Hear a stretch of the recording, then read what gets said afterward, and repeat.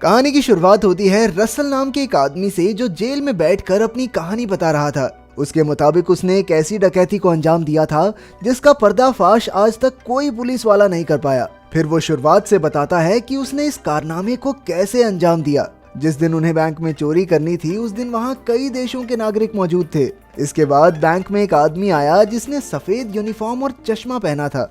तभी उसके पीछे ऐसी ही यूनिफॉर्म वाले कई नकाबपोश लोग घुस आए और फिर पहले आदमी ने भी अपना चेहरा ढक लिया। उन्होंने तुरंत बैंक का दरवाजा बंद किया और अचानक अपने हथियार निकाल लिए, जिससे वहां मौजूद सभी लोग बुरी तरह डर गए। फिर चोरों ने वहां स्मोक बॉम्ब्स छोड़ दिए और तभी बाहर से गुजर रहे एक पुलिस वाले की नजर बैंक से निकल रहे धुएं पर पड़ गई। उसने तुरंत पुलिस को खबर कर दी, लेकिन तभी एक चोर ने उसे बंदूक दिखाकर धमकी दी कि उसने कई लोगों को बंदी बना रखा है। अगर पुलिस ने कुछ भी करने की कोशिश की तो वो सभी कैदियों को मौत के घाट उतार देंगे। इसके बाद उस पुलिस वाले ने जल्दी से पुलिस फोर्स बुलवाई और बाहर के लोगों को बैंक से दूर हटाने लगा। फिर हम डिटेक्टिव फ्रेजियर को देखते हैं। जैसे ही उसे डकैती की खबर मिली तो वो अपनी टीम के साथ बैंक के बाहर पहुंच गया। कुछ ही पलों में पुलिस ने बैंक को चारों ओर से घेर लिया और तो और वहां देश भर के टीवी चैनल भी इकट्ठा हो गए थे। उधर बैंक के मालिक को भी खबर मिली कि उसके बैंक में चोर घुस आए हैं और लोगों को बंदी बना लिया गया है। इधर डिटेक्टिव फ्रेजर और डिटेक्टिव मिलर ने अपनी जांच शुरू कर दी थी। वहीं बैंक में चोरों ने सभी हॉस्टेजेस को एक जगह इकट्ठा किया और सबके फोन जब्त करके एक लिफाफे में डाल दिए। लेकिन बैंक में काम करने वाले पीटर ने उनसे कहा कि वो अपना फोन घर पर ही भूल आया है। तब एक चोर ने किसी का फोन लेकर पीटर के नंबर पर कॉल किया और तभी ऑफिस से उसका फोन बजने की आवाज आने लगी। अब बेचारे पीटर की हवा टाइट हो चुकी थी और उसने चोरों से माफी मांगना शुरू कर दिया। लेकिन गैंग लीडर गुस्से में उसे घसीटकर ऑफिस में ले गया और उसे तब तक पीटा जब तक वो बेहोश नहीं हो गया। आखिरकार उसने बाहर आकर सबको धमकाया कि जिसने भी चालाकी करने की कोशिश की उसका यही हाल होगा। इसके बाद उसने सभी हॉस्टेजेस के कपड़े जबरदस्ती उतरवा कर उन्हें बिल्कुल अपने साथियों जैसे कपड़े पहना दिए। उधर देश भर में डकैती की खबर आग की तरह फैल चुकी थी। तभी बैंक में मौजूद एक बूढ़े आदमी को दिल का दौरा पड़ गया, इसलिए चोरों को मजबूरन उसे बैंक से बाहर भेजना पड़ा।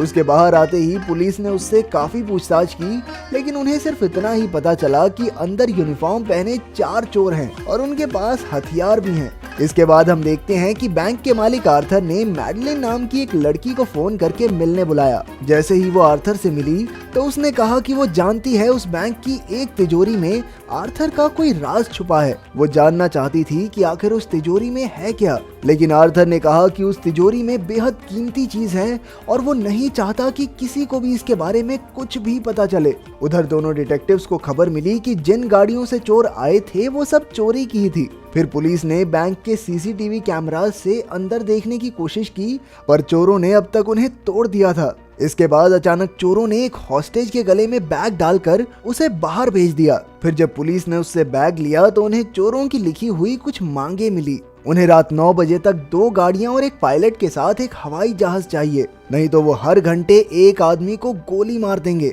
उसी वक्त आर्थर ने वहां आकर बैंक के हालातों के बारे में पूछा, लेकिन डिटेक्टिव्स कहने लगे कि वो खुद उसे हर पल की खबर देते रहेंगे।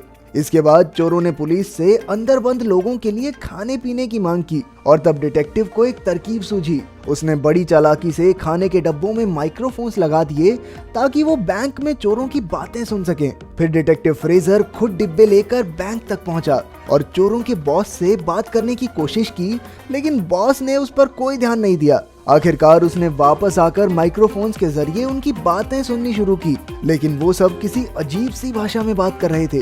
आखिरकार उन्होंने एक औरत को बुलाया जो ये भाषा जानती थी, लेकिन उस औरत ने बताया कि ये सिर्फ अल्बानिया के राष्ट्रपति का भाषण है और कुछ नहीं। असल में चोर काफी शातिर थे और ये पहले से जानते थे कि फ्रेजर चालाकी जरूर करेगा, इसलिए उन्होंने भी उसका वक्त बर्बाद करके थोड़ा फायदा उठा लिया। उधर बैंक में रसल और उसके साथी ने वही तिजोरी खोली और बैंक के मालिक के खुफिया कागजात चुरा कर कीमती हीरे वहीं छोड़ दिए। इधर शहर का मेयर मैडलिन के साथ फ्रेजर से मिलने आ पहुंचा। उसने कहा कि मैडलिन इस केस में उसकी मदद कर सकती है, लेकिन फ्रेजर ने इसके लिए साफ मना कर दिया। तभी रसल ने उसे बैंक से फोन किया और अपनी मांगे पूरी करवाने का दबाव बनाने लगा, पर फ्रेजर ने कहा कि उसे अभी थोड़ा और वक्त चाहिए। उधर मैडलिन ने सीधा रसल को फोन किया और कहा कि वो पुलिस वाली तो नहीं है, लेकिन उसके पास रसल के लिए एक बेहतरीन ऑफर है। आखिरकार रसल ने उसे बैंक में मिलने बुला लिया। जब वो अंदर पहुंची तो उसने रसल से कहा कि पुलिस तो जरूर उसे पूरी उम्र के लिए जेल में कैद कर देगी, लेकिन अगर वो मैडलिन का साथ देगा तो वो उसे बिना किसी इल्जाम के बरी करवा सकती है। साथ ही साथ उसे इस काम के लिए $20 लाख भी मिलेंगे। इस पर रसल ने कहा, देखो मैडम, कहानियां बुनना बंद करो और बताओ कि ये काम है किसका। लेकिन मैडलिन ने कोई नाम बताने से इनकार कर दिया। तब रसल ने उसे एक कहानी सुनाई। दूसरे विश्व युद्ध के दौरान एक अमेरिकी आदमी स्विट्जरलैंड के बैंक में काम करता था। उसने नाज़ियों के बीच अपने ओहदे का गलत फायदा उठाया और देखते ही देखते वो काफी अमीर हो गया। उसी पैसे से उसने ये बैंक खोला और वही ये आदमी है जिसने मैडलिन को उसके पास भेजा है। अब मैडलिन भी समझ गई कि आज उसका पाला एक टक्कर के आदमी से पड़ा है, तो उसने सीधे सीधे डील की बात की। उसे रसल को बचाने के बदले तिजोरी में रखे वो खुफिया कागज चाहिए थे। फिर रसल ने उसे एक कागज दिखाया, लेकिन उसने वो मैडलिन को देने से साफ इनकार कर दिया। आखिरकार मैडलिन चुपचाप वहाँ से चली गई। उसके बाहर आते ही फ्रेजर ने उससे चोरों के बारे में पूछा, तो मैडलिन कहने लगी कि उसे पूरा विश्वास है कि चाहे कुछ भी हो जाए लेकिन रसल किसी को मारेगा नहीं, वो सिर्फ अपनी बात मनवाने के लिए धमकियां दे रहा है। अब फ्रेजर ने रसल को फोन किया और कहा कि हवाई जहाज तैयार है, लेकिन उससे पहले वो खुद बैंक में जाकर कैदियों की जांच करना चाहता है। रसल मान गया और फिर फ्रेजर बैंक के अंदर पहुंचा। उसने बैंक के सारे कमरों में मौजूद हॉस्टेजेस से बात की और उनकी सलामती देखकर वो बैंक से बाहर जाने लगा। जाते जाते उसने कहा कि चाहे जो भी हो वो रसल को उम्र कैद की सजा दिलवा कर रहेगा। पर रसल ने भी पूरे कॉन्फिडेंस से कहा कि भाई मैं तेरी आंखों के सामने से निकल जाऊंगा और तू मुझे पहचान भी नहीं पाएगा। ये सुनकर फ्रेजर ने अचानक उस पर हमला कर दिया, पर एक दूसरे चोर ने पीछे से उसके सर पर बंदूक रख दी। फिर रसल ने कहा, अगर अब हमारी मांगे पूरी नहीं हुई ना तो ये सब के सब एक एक करके मरेंगे, समझा। आखिरकार फ्रेजर वापस पुलिस टेंट में लौट आया और अब उसे भी यकीन हो चुका था कि रसल किसी को जान से तो नहीं मार सकता। उसी वक्त एक ऑफिसर ने वहां आकर फ्रेजर को बताया कि उसे केस से निकाल दिया गया है और उसकी जगह अब कोई और डिटेक्टिव लेगा। असल में जो नया कैप्टन था वो बैंक पर हमला करके आम लोगों को चोरों से आजाद करवाने का प्लान बना रहा था, और तो और उन्हें बॉम्ब्स को भी ढूंढना था जो चोरों ने बैंक में लगाए थे। उधर फ्रेजर को अचानक चोरों के भेजे हुए बैग में एक डिवाइस मिला, तो उसे समझ आया कि अब तक वो चोर पुलिस की सारी बातें सुन रहे थे। उसने तुरंत कैप्टन को फोन करके बैंक पर हमला करने से रोका, क्योंकि चोर पहले से ही इस बारे में जानते थे। वहीं बैंक के अंदर चोरों की गैंग सच में पुलिस का सामना करने की तैयारी कर रही थी। उन्होंने सारे हॉस्टेजेस को इकट्ठा करके पहले माले पर भेज दिया और नीचे के माले पर जबरदस्त धमाके कर दिए। फिर उन्होंने सभी हॉस्टेजेस को रिहा कर दिया और खुद भी भगदड़ में उनके साथ ही बाहर आ गए। तभी कैप्टन ने सभी पुलिस वालों को गोलियां चलाने से रोका, क्योंकि अंदर फंसे सारे आम आदमी बाहर आ रहे थे। पुलिस ने सबको गिरफ्तार कर लिया और सीधा बैंक में घुसकर चप्पा चप्पा छान मारा, लेकिन उन्हें चोरों का नामो निशान तक नहीं मिला। हैरानी की बात तो ये थी कि चोरों ने पैसों को तो हाथ तक नहीं लगाया, और तो और उनके सारे हथियार भी नकली थे।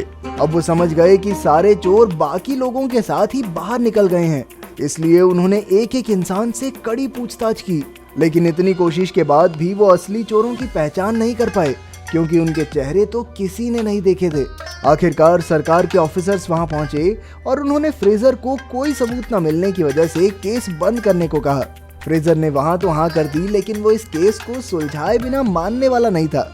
उधर मैडलिन बैंक के मालिक आर्थर से मिली और उसे बताया कि रसल ने वो खुफिया फाइल चुरा कर अपने पास रख ली है, ताकि आर्थर उसके खिलाफ कोई कदम न उठा सके। असल में उस फाइल के अंदर आर्थर के खिलाफ सबूत थे कि कैसे उसने दूसरे विश्व युद्ध के दौरान यहूदियों के साथ बदसलूकी करके नाज़ियों से करोड़ों रुपए कमाए थे, और शायद इसी कारण से चोरों ने आर्थर से बदला लेने के लिए बैंक में डाका डाला। आखिरकार आर्थर ने खुद की सफाई में कहा कि वो काफी जवान था और सफलता का नशा उसके सर पर चढ़ गया था, जिस वजह से वो अच्छे बुरे का फर्क ही भूल गया। इसके बाद हम फिर से रसल को देखते हैं, लेकिन वो जेल में नहीं बल्कि एक छोटे से कमरे में था। असल में जब उसने तिजोरी से फाइल चुराई तो उसने बैंक के मालिक के बेशकीमती हीरे भी चुरा लिए थे, और फिर वो बैंक के अंदर ही एक खुफिया कमरे में छिप गया। इस घटना के पूरे एक हफ्ते बाद उसके साथी उसे बैंक से लेने आए, लेकिन तभी हम देखते हैं कि फ्रेजर भी बैंक में घुस रहा था और अचानक उसकी टक्कर रसल से हो गई। पर फ्रेजर उसे पहचान नहीं पाया और रसल धूम मचा ले गाता हुआ सीधा जाकर अपने साथियों की गाड़ी में बैठ गया। उधर फ्रेजर ने बैंक में आर्थर की तिजोरी खुलवाई तो वहां उसे एक हीरे वाली अंगूठी और एक कागज मिला जिस पर लिखा था अंगूठी का पीछा करो। अब वो सीधा आर्थर से मिलने पहुंचा और इस अंगूठी के बारे में पूछा, लेकिन लाजमी सी बात है कि आर्थर ने उसे कोई ढंग का जवाब नहीं दिया। फिर जब उसने मैडलिन से पूछा तो एक खुलासा हुआ कि असल में ये अंगूठी एक यहूदी परिवार की थी, लेकिन उनके एक दोस्त ने उनसे गद्दारी करके उन्हें नाज़ियों के हवाले कर दिया और खुद इस अंगूठी का मालिक बन गया। ये सुनकर आखिरकार फ्रेजर अपने घर लौट आया, लेकिन तभी उसने देखा कि असली हीरा तो उसकी जेब में ही था। तब उसे एहसास हुआ कि बैंक में जिस आदमी से वो टकराया था वो रसल ही था। आखिरकार रसल ने अपनी बात पूरी कर दी थी। वो उसकी आंखों के सामने से निकल गया और फ्रेजर उसे फिर भी पकड़ नहीं पाया।